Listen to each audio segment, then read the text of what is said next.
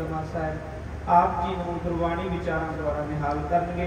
वाहिगुरू जी का खालसा वाहिगुरू जी की फतेह। वाहिगुरू जी। बाणी गुरु गुरु है बाणी, विच बाणी अमृत सारे।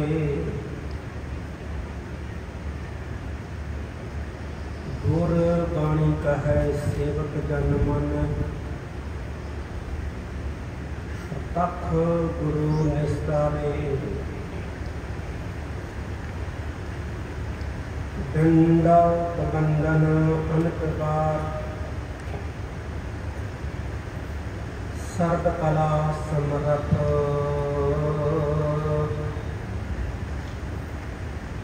डोलन ते राखह प्रभु, नानक दे कर हथ।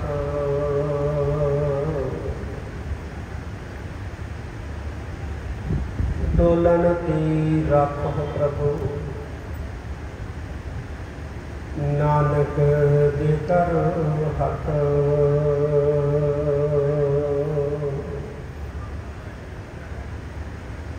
जुग जुग अटल, लोक परलोक दे राखे। चवर शतर तखत दे मालक,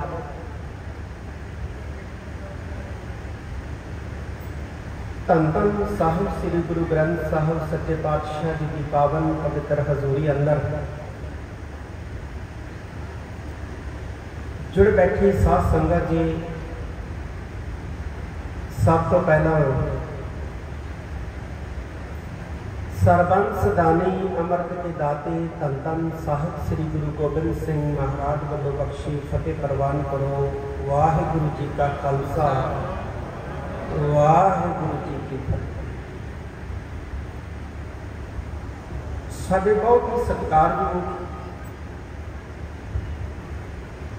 बाबा बलकार सिंह जी वो प्रेरणा करते ने, आप सारिया संगतां इकट्ठियां होकर सहयोग देने हो। और श्री गुरु ग्रंथ साहिब सच्चे पातशाह जी के पहले प्रकाश दिहाड़ी में समर्पित समागमां की लड़ी प्रारंभ होगी। अमृत वर्खा होंदी है गुरमत प्रवचना की।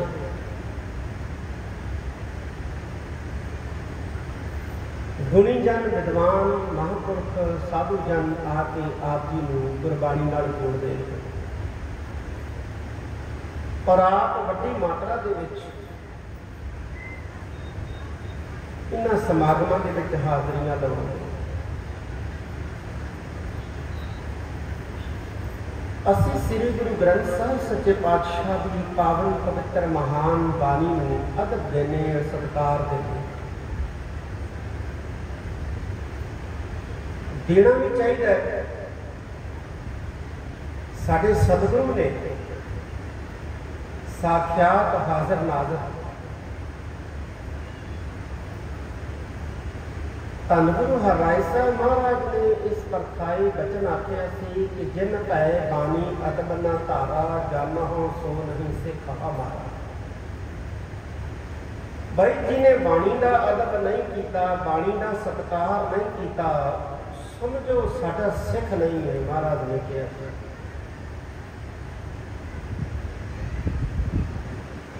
क्यों करते हैं इस बाणी का अदब, बाणी का सत्कार है। साडे गुरु ने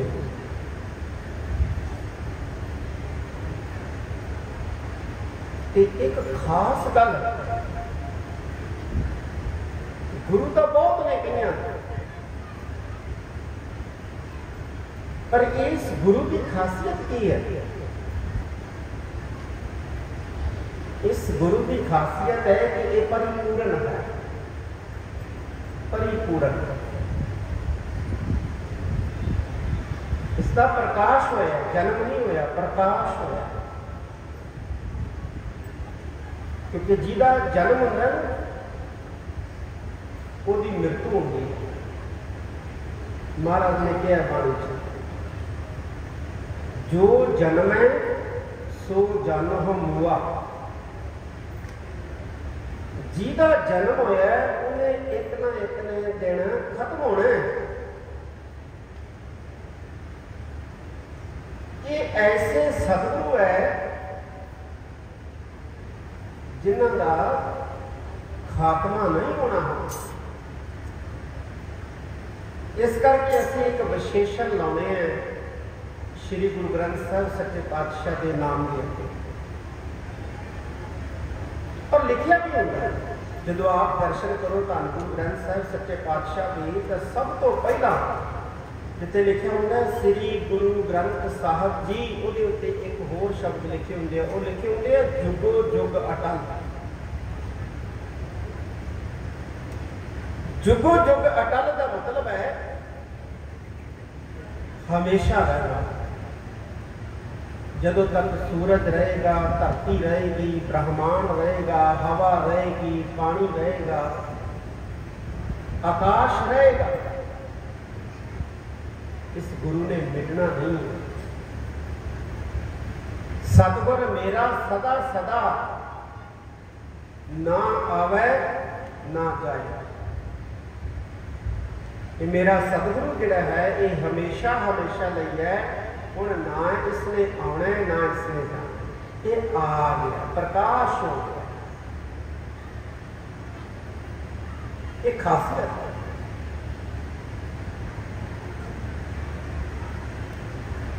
एक होर खासियत है, ये संसार का कोई विषय नहीं है।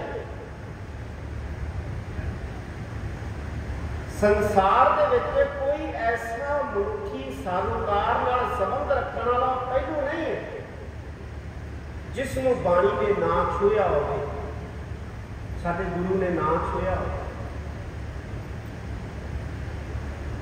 कोई पहलू नहीं है। कई बार असीं सुनिया होना है, असीं ये बाणी जिहड़ी है ये मनुखी हकों की गल करदी, मनुखी हकों की गल करते। केवल मनुखी हक ही क्यों, बाणी का संसार की हर जीव जोन जंतु के हकों की गल करते। सबने हकों की गल करते। जिन्ना भी कुदरत के जीवा जंत है, जड़ अजड़ है,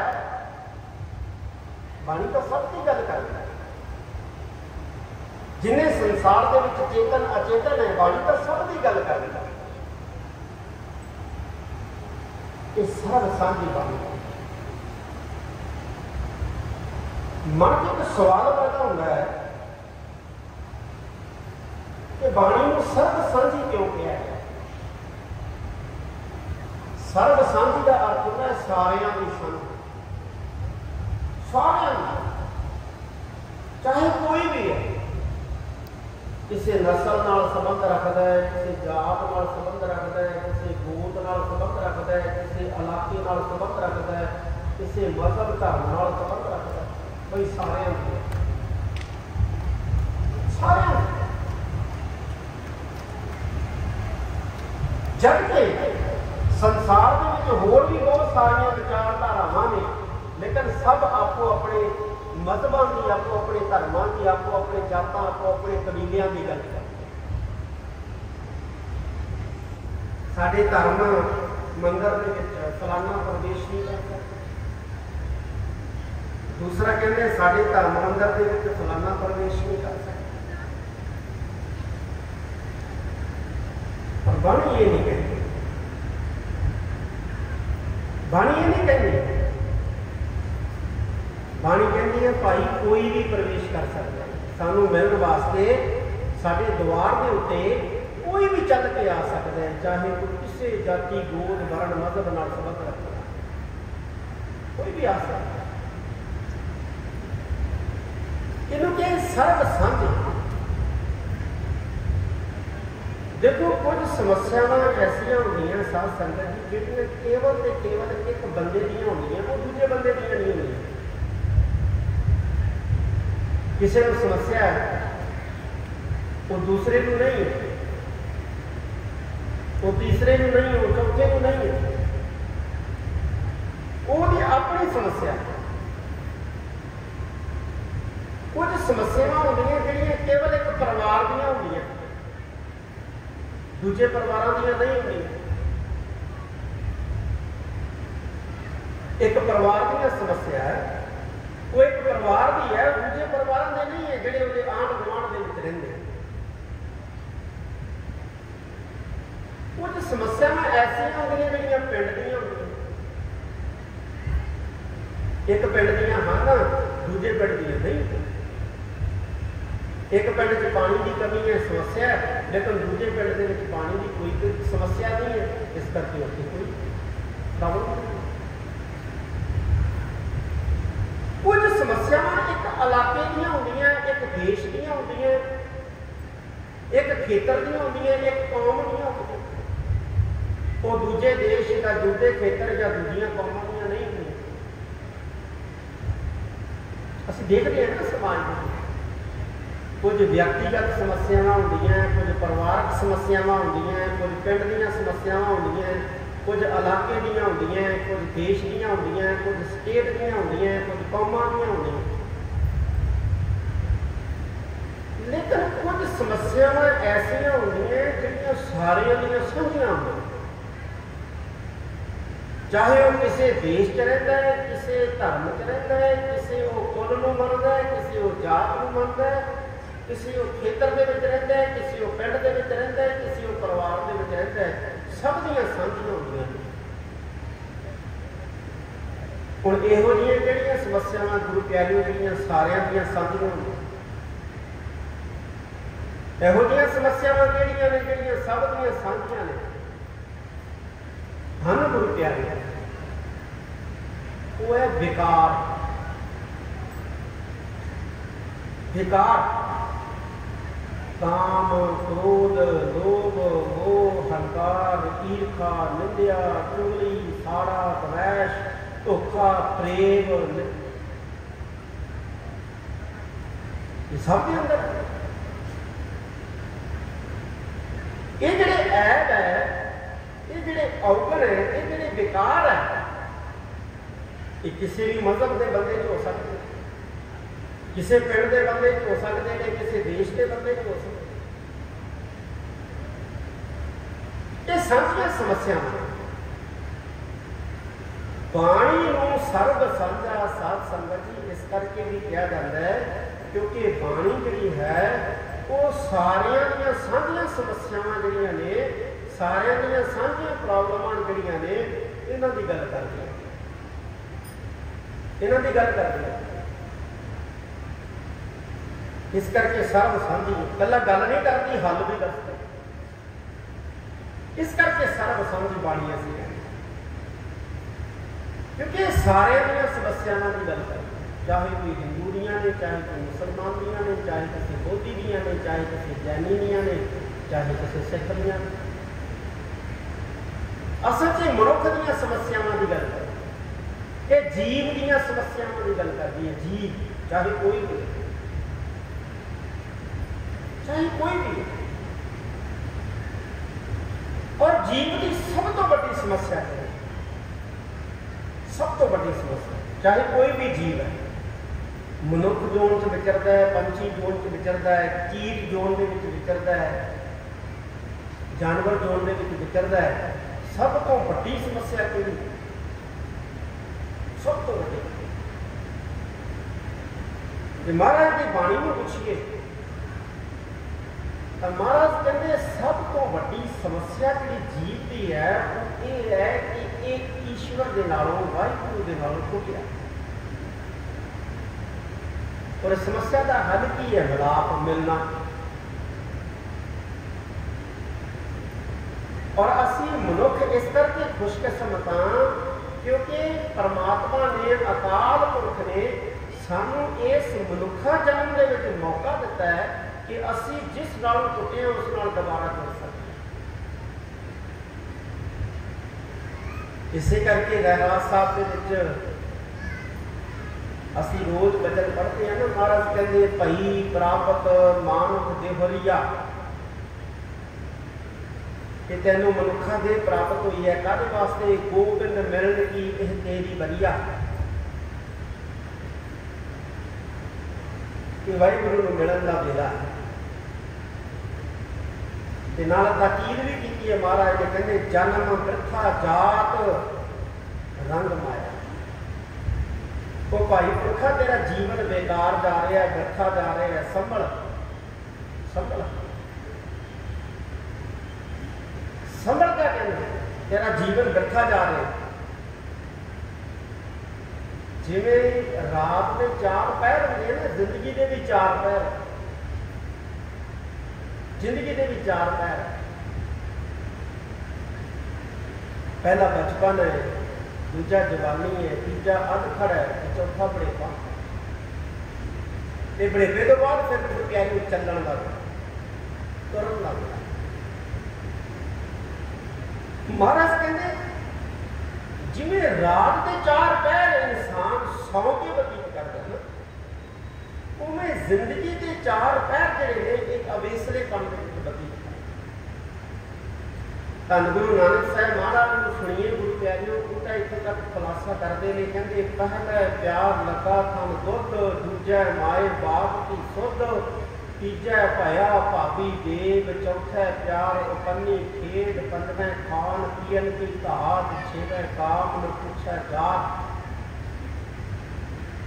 इतों तक महाराज कहते 10 बाल तन 20 श्रवण, 30 का सुंदर कहावै, 40 पुर होए 85 पग खिस्सै, 60 के बुढ़ेपा आवै, 70 का मतहीन, 80 का व्यवहार न भावै, 90 का सहजासनी आप न जाने मूल बात। देखो कितनी खूबसूरती नाल गुरु नानक साहब महाराज ने पहला दुध ना प्यार लगता है, पहला प्यार लगा थन दुध, दूजा माए बाप की सुध, दूजा माँ बाप का पता लगन लग जाता है, माँ बाप ना स्नेह हो जाता है। फिर जो थोड़ा बड़ा होता है फिर भैन भरजाइयां भाबियां नाल स्नेह पैदा हो जाता है, उन्होंने समझ आ जाती है, फिर खेड कुदन के नाल प्यार बन जाता है, तो जिंदगी बीत गई। जिस मकसद लिए आया वो मकसद अधूरा छड़ ध्यान ही नहीं करता उस मकसद। बुढ़ेपा पहला बचपन होता है, फिर जवानी होती है, फिर अधखड़ अवस्था होती है, फिर बुढ़ेपा आ जाता है, बुढ़ेपे के धौड़े आउण लग जाती है, जिहड़े इस गल का सोच पाते हैं कि हुण चलण का वेला आ गया, चलण का वेला आ गया। कई मनुष्य उन्होंने भी गाले करके मौत को धोखा देने का यत्न करते हैं, पर नहीं दिता जा सकता। ये सोच पाते हैं कि हुण अगर नेड़ा आ गया तो पिछा जिहड़ा है वो दूर रह गया, भाई अजे भी कुछ वक्त है, कुछ कर ला, अजे भी वक्त है। किनू भुलेखा देंदे उस परमेश्वर की सृजी मौत को भुलेखा नहीं दिता जाता। जपजी साहब पढ़ते हैं ਉਹਦੇ ਆਰੰਭ ਦੇ ਵਿੱਚ ਮਹਾਰਾਜ ਕਹਿੰਦੇ ਸਹਿਸ ਸਿਆਣਪਾ ਲੱਖ ਹੋ ਹੈ ਤਾਂ ਇੱਕ ਨਾ ਚੱਲਣਾ। ਅਸੀਂ ਚੁਸਤੀਆਂ ਚਲਾਕੀਆਂ ਦੁਨੀਆ ਨਾਲ ਕਰ ਸਕਦੇ, ਪਰ ਦੁਨੀਆ ਦੀ ਸਿਰਜਕ ਨਾਲ ਨਹੀਂ। ਭਗਤ ਕਬੀਰ ਜੀ ਇੱਕ ਬਚਨ ਕਹਿੰਦੇ ਚਤੁਰਾਈ ਨਾ ਚਤਰ ਭੁਜ ਪਾਈ ਹੈ। ਚੁਸਤੀ ਦੇ ਨਾਲ ਚਲਾਕੀ ਦੇ ਨਾਲ ਕਰਦੇ ਉਹ ਅਕਾਲ ਪੁਰਖ ਚਤਰ ਭੁਜ ਪ੍ਰਾਪਤ ਹੋਏ। ਅਸੀਂ दुनिया ना धोखा, दुनिया ना फरेब, दुनिया ना बल छल सब कर सकते हैं, पर इस दुनिया को सिरजक के नाल सिरजक के नाल इस करके गुरबाणी का जो मुख्य मकसद है ना, ये गुरु प्यारे सानू सचियार बना के उस करतार के नाल तुसी एक ओंकार तो लैके 18 10 20 तक समुची बाणी पढ़ के यो ही मकसद। पर असी संसार नाल जुड़े। गुरु नानक साहब सच्चे पातशाह ने लाहौर के सेठ दुनी चंद को समझाया सी ना कि पुरखा ये अनंबर बानू बनने की जरूरत नहीं है, क्योंकि तेरे नाल सुई भी नहीं जानी।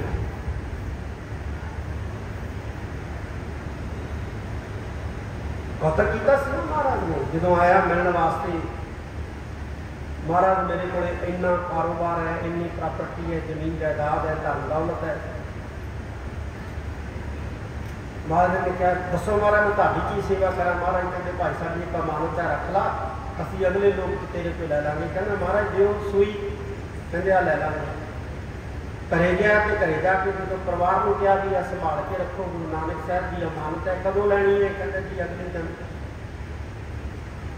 कहते नाल जिवें लैके जाएगा? तो हाँ ये तो मेरे ध्यान च नहीं आया। फिर वापस आया, कहना महाराज कि मैं नाल जिवें लैके जाऊँगा? महाराज कहते जिवें तू अपना कारोबार जमीन जायदाद धन दौलत लैके जानी होगी, सुई लैके। कहना महाराज ये तो सारी इत्थे रह जानी। महाराज कहते सारा समा जिहड़ा है फिर उन्होंने विस्तार वास्ते क्यों लाया? सिख फलसफा ये नहीं गुरु प्यारे सानू कहता कि कोई जमीन ना बनाओ, कोई जायदाद ना बनाओ, कोई अपना कारोबार प्रफुल्लित ना करो। करो भाई, मना नहीं करते सतगुरु। ईमानदारी की कमाई करके, नेक कमाई करके कोई जमीन बनानी, कोई जायदाद बनानी, कोई कारोबार प्रफुल्लित करके अपनी औलाद को देनी, ये बाणी में कितनी मन नहीं। पर कहते सब कुछ करो लेकिन अपने मुख मकसद को याद रखो जिस लिए तुम इस जगत चाहिए। कल कदों होंगे सारा कुछ गुरु प्यारे जो असी वो मुख मकसद जोड़ा है भुल जाते, मकसद भुल जाते।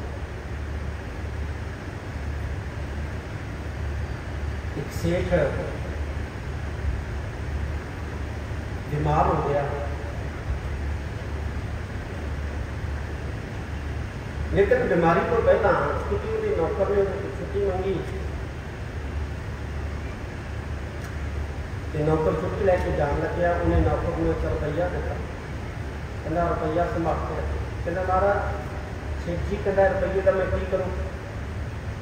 कहना जो तेरे नालों वध मूर्ख होया उन्होंने दे। नौकर छुट्टी छाटी कट के जो वापस आया तो देखा सेठ बीमार पिया। आके पूछन लगे की हो गया? कहना बीमार हो गया, दवाई बूटी लैनी सी। कहते लई है, फर्क नहीं पिया लगता। हम कहते चलन का वेला। कहते जी कितने जाना? लंबे सफर। कितना लंबा सफर है? कहता बहुत लंबा सफर। कहता अगे तो तुम 100-200 को जाना होंदा सी, दरवाजे से गड्डियां दीयां लाइनां लगियां होंदियां सी, समान बन्निया होंदा सी। अज कोई गड्ढा तो तैयार दिसदा नहीं, बस तो तैयार दिसदे नहीं। तुसी कहते हो लंबे सफर से जाना, कहते मूर्ख रहा ना। मैं जिस सफर से जाना उत्थे गड्ढे बल्द ये घर बार हवेलियां ये नहीं जानियां। उन्हें अपनी जेब के विच रुपया कढ़ के सिर के ढेड़ी ते धरिया। कहते तुसी मैनूं कहा सी कि जिहड़ा तेरे नालों वध मूर्ख लभ्या उहनूं दे दी, ते मैनूं तां मेरे नालों वध मूर्ख तुसी जाते। जो पता सी ये सारा ताम झाम सारा खलारा नाल नहीं जाना, फिर कहते एवं करदत करते। जिसने बख्शिया उन्हें याद किया, उन्हें चेते नहीं। जिसने सारा कुछ दिता, गल कदों होंदा है गुरु प्यारे जिन्हें सारा कुछ दिता है उन्होंने भुलदा। रमैया के गुल चेत प्राणी, कवल कवल मूर्ते कवल कृष्टानी। जिनको सार सवार सिगारिया, गर्भ अगन मह जिन्हें उबारिया। बार व्यवस्था तुझ है प्यारी, दूध भर गोबन भोजन सुखसूद। बिरद भया ऊपर साग सैन, मुख अपियाओ बैठ का बहन। कितना कुछ दिता है परमात्मा, कितना कुछ दिता है। परिवार दिता है, बच्चे दिते ने, माँ बाप दिते ने, भैन भरा दिते ने, दोस्त मित्र दिते ने, घर दिता रहने वास्ते, खाण पीण के पदार्थ दिते। लेकिन जिन्हें दिता है वो याद नहीं करते, उदो गुरु प्यारे फिर गड़बड़ी हो जाती है, तो सारा कुछ गलत हो जाता है। बाणी का जो धर्म है वो इहो ही सिखाता। ये कोई गुरु प्यारे सानू परिवार छड्डण की गल नहीं कहता, ना घर बार छड्डण की गल कहता, ना कारोबार छड्डण की गल कहता। इस चीज की तो महाराज ने मुखालफत की। जो समेर के उत्ते गए श्री गुरु नानक देव जी महाराज सिद्धां दुनिया नाल दोस्त की है, महाराज ने उन्होंने यह समझाया कि तुहाडा यह मार्ग ठीक नहीं है भाई, सानू समाज के विच रहना चाहिए, परिवार के विच रहना चाहिए। उन्होंने पूछा सी ना, कहते कि संसार च आए हो, लोगों को आए हो, की हाल है लोगों का? कहते भाई पुरखो तुहानू की मतलब लोगों के संसार के नाल इस तरह बैठे हो छड्ड के? जे तुहानू संसार का फिक्र है, जो तुहानू लोगों का फिक्र है, जो तुहानू समाज का फिक्र है, फिर तुहानू समाज के विच रहना चाहिए, क्योंकि समाज के विच ही रह के समाज दी समस्यावां का पता लगदा। वो कहते कि असं ईश्वर की प्राप्ति करनी है। महाराज कहते संसार को कौन रोक लै? कहते महाराज संसार च रह के ईश्वर की प्राप्ति नहीं हो सकती, बहुत औखा है। महाराज कहते कितना औखा है? सिद्ध गोष्ठ के सिद्धा ने कहा, कहते महाराज मैण के दंत क्यों खाइए सार। मैण कहते ने मोम नूं, कहते जिवें मोम के दंदां दे नाल लोहा चबाउणा औखा है ना, इवें घर परिवार च रह के रब नूं पाउणा बहुत औखा। सिद्धा ने कहा तुसीं दसो, कहते मोम के दंदां दे नाल लोहा कोई खा सकता? जे नहीं खा सकता कि परिवार के विच रह के, घर च रह के कारोबार करते हैं, रब नूं याद करना ये बहुत औखा है। महाराज कहते भाई तुहाडा ये जिहड़ा शब्द है ना, ये सही नहीं है। महाराज ने उत्तर दिता, कहते त्रै गुण मेटा खाइया सार। कहते जे कोई तिन्ना गुणा नूं मेट ले ना, तो कहते मोम के दंदां दे नाल लोहा भी चबाया जा सकता है। भाव घर परिवार च रहिंदे आ, ईश्वर नूं पाया जा सकदा, जुड़िया जा सकता उस मालिक नाल। उदाहरणों में भी समझाया सतगुरां ने, कहते जैसे जल में कमल निरालम मुरगाई में। कहते मुरगाबी जी है ना, मुरगाबी पानी च चुभी मारती है, तो जो बाहर निकलती है सुके पंख होंगे हैं। कमल का फुल चिक्कड़ चुभता है, पर चिक्कड़ का उन्होंने दाग नहीं होता, चिक्कड़ का दाग नहीं लग्या होता। इं संसार के विच रह के संसार को निर्लेप रहना, ये ईश्वर के नेड़े रहे, वाहिगुरु के नेड़े रहे। गुरप्रताप सूरत ग्रंथ के विच कवि संतोख सिंह ने गुरु हरगोबिंद साहब महाराज की उपमा करते हैं, बड़े सोहने शब्द लिखे। वो कहते कोलियां का भरिया कोठा हो, उस कोलियां की भरी कोठे के कोई चिट्टे पा के कपड़े पा के कोई 5-7 घंटे काम करे, तो बाहर निकले तो ये हो सकता है भी वो काले कपड़िया से चिट्टे कपड़िया से काला दाग ना लगे। कहते तुसीं आखोगे भी नहीं बहुत औखा है, चिट्टे कपड़े पा के कोलियां ने भरे कोठे च कोई 5-7 घंटे काम करे, बाहर निकले तो कालक का कपड़िया को लगूगी। वो कहते फिर गुरु हरगोबिंद साहब महाराज ऐसी शख्सियत होए ने महान सतगुरु, जिहड़े इस संसार रूपी कोलियां की भरी कोठे च आए, चिट्टा दामन लैके, जो वापस गए तो चिट्टा दामन लैके, कोई दाग नहीं लगे। सवाल पैदा होगा कि वो सतगुरु से असी सिख किवें चिट्टा दामन पाग दामन लैके जा सकते हैं? बड़ियां उदाहरण बहुत होए ने, बहुत सिख होए ने, जिन्हों दी जातां च असीं जुड़ते हैं, ये चिट्टे दामन लैके गए ने तां असीं जुड़ते, चिट्टे कपड़े लैके गए ने तां असीं जुड़ते हैं। तो कहते हैं इन्हां दी जातां बरसियां मनाओ। जे होए तो हो सकते, जिहड़ा बाणी नाल जुड़ जाता है, जिहड़ा बाणी का धारनी हो जाता है, वो संसार च रहिंदा है, गुरु गुरु जपदा उस करतार के नेड़े, करतार के नेड़े हो जाता है। उसकी प्रवृत्ति सम हो जाती है, उसकी प्रवृत्ति सम हो जाती है, वो कोई छोटा बड़ा उच्चा नीवा नहीं। जिवें धन गुरु अर्जन देव जी महाराज ने कहा ना, बिस्तर गई सब काट पराई, जगते साथ संगत मह पाई, ना को बैरी नहीं बेगाना, सगल संग हम कौ बनियाई। ऐसी प्रवृत्ति हो जाती है। ऐसे प्रवृत्ति निशानी की होती है। गुरु तेग बहादुर साहब महाराज ने जिक्र किया, कहते जो नाम दुख में दुख नहीं माना, सुख स्नेह और भय नहीं जाके कंचन माटी माना। कहते जेड़ा इंसान दुख को दुख नहीं मानता, जिहदे लिए मिट्टी को सोना एक समान, खुशी के कमी के ऊपर, मान अपमान के ऊपर, आखिर कहते नानक लीन भयो गोबिंद स्यों ज्यों पानी संग पानी, वो शरीर च रहिंदा वाहिगुरू नाल क्यों मिलिया जिवें पानी पानी नाल।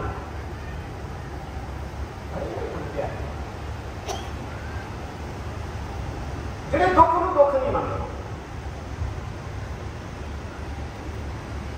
एक गुरु घर के कीर्तनिया का जीवन पढ़िया, बड़ा महान कीर्तनिया से गुरु घर का, बड़ा प्यारा कीर्तन करता। किसी गुरुद्वारा साहब के गुरु गोबिंद सिंह महाराज का प्रकाश पुरब आया, बड़े चाव के नाल श्री अखंड पाठ साहब की आरंभता की गई, जिद्दे समाप्ति होनी सी गुरपुरब वाले दिन। उस गुरु के कीर्तनिया ने समाप्ति कीर्तन करना सी, सबबी उस रात तड़के उहदा नौजवान पुत्र जिहड़ा सी पढ़ाई कर, उन्हें अपनी पत्नी को कहा कि रोना नहीं है कि ना ही शोर करना है, दसना नहीं है किसी तो खामोश रहे। दिन चढ़िया, श्री अखंड पाठ साहब के भोग पाए, उन्हें 2 घंटे कीर्तन किया और खुशी के शब्द पढ़े। क्यों पढ़े खुशी के शब्द? क्योंकि पातशाह का पुरब सी, प्रकाश पुरब सी गुरु गोबिंद सिंह महाराज का। घरों के नौजवान पुत की लाश पई, खुशी के विच झूम झूम के शब्द पढ़े उन्हें गुरु गोबिंद सिंह महाराज के प्रकाश पुरब में। जो दीवान की समाप्ति हो गई, अरदास हो गई, देख वरत गई, फिर उन्हें आखिर के उत्ते कहा कि साध संगत की एक कारज जरूरी करने वाला। कहते की करने वाला? कहते अज तड़के मेरा एक नौजवान पुत्र सी, वो चढ़ाई कर गया, तो आप सारे ने रल मिल के जिवें गुरु गोबिंद सिंह महाराज का पुरब मनाया खुशी नाल, आप उनका दाह करके संस्कार करके संगत बड़ी आराम। तो कहते भाई साहब पहले क्यों नहीं दसिया? कहता अज पातशाह का प्रकाश पुरब, पातशाह का प्रकाश पुरब तो खुशियां नाल ही मनाया गया। मैं पहले दस दिता कि खुशी मनानी सी पातशाह के प्रकाश पुरब। तो इस तरह के भी पंथ के पुरख होए, जिहड़े दुख में दुख नहीं मानते, जिहड़े ऐसे पुरख होंदे ने वो रब नाल मिले होंदे ने, रब नाल जुड़े होंदे। क्योंकि गुरबाणी इन्हां बारे आखदी है कि वो लीन ने जिवें पानी पानी च घिरे हुए। तो इस किस्म की जुगत बाणी सानू जिहड़ा है वो सिखाउंदी। लोड़ है जिस गुरु ग्रंथ साहिब महाराज का प्रकाश पुरब असीं मना रहे हैं, जिहदी बड़ी हस्ती है, विलक्षण हस्ती है, अजमत भरपूर है, उस गुरु को समझिए, गुरु के नाल जुड़िए, बाणी पढ़िए, बाणी के धारे फिर साडा लोक सुखी ते परलोक सुखीला हो जाए। निश्चित का समा चुका, समाप्ति करनी है। क्योंकि मैं अंत के फिर बहुत ही सत्कारयोग बाबा बलकार सिंह जी का दिल दी गहराइयों के विचों धन्यवाद करते हैं कि आप सारी संगत का बहुत बहुत बहुत बहुत धन्यवाद इन्हें शब्द प्रवान करने। वाहिगुरू जी का खालसा, वाहिगुरू जी का खालसा, वाहिगुरू जी की फतेह। ये सन सिंह साहिब ज्ञानी हरप्रीत सिंह जी, जथेदार तख्त श्री दमदमा साहिब। सो बेनती है गुरु घर के मुख सेवादार संत बाबा बलकार सिंह जी महाराज ने आए सिंह साहिब का सम्मान करना है। सिंह साहिब जी को भी बेनती है कि महापुरुषों पासों सम्मान प्राप्त करन जी।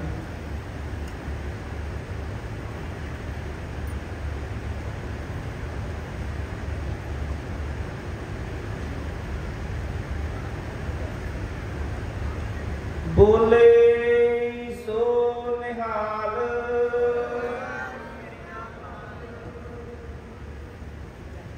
नाल ही भाई हरपाल सिंह जी जग्गी लखनऊ तो अते होर जिन्नी भी संगत आई है उन्होंने बेनती है गुरु घर की स्टेज पर पहुँच के अपना सम्मान प्राप्त कर लैन जी।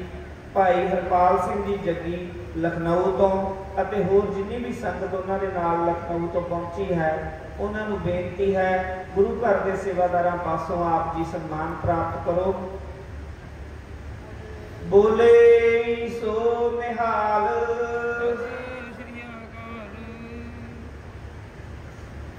लखनऊ तो होर जो भी संगत पहुंची है भाई हरपाल सिंह जी जग्गी नाल उन्होंने बेनती है कि सम्मान प्राप्त कर लैन।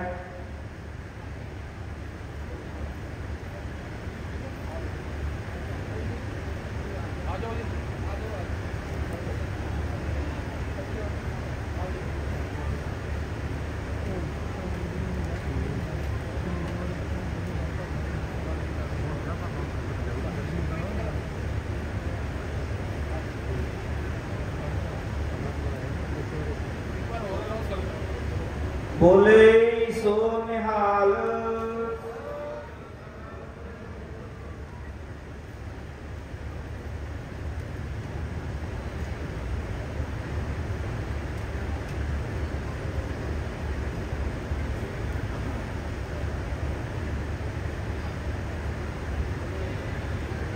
बोले सो निहाल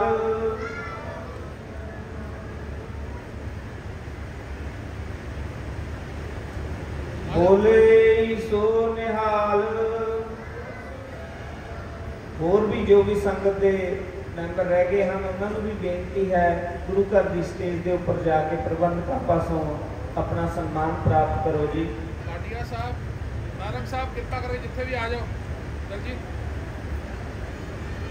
वालिया साहब को बेनती है गुरु घर की स्टेज के ऊपर आके अपना सम्मान प्राप्त कर लैन जी।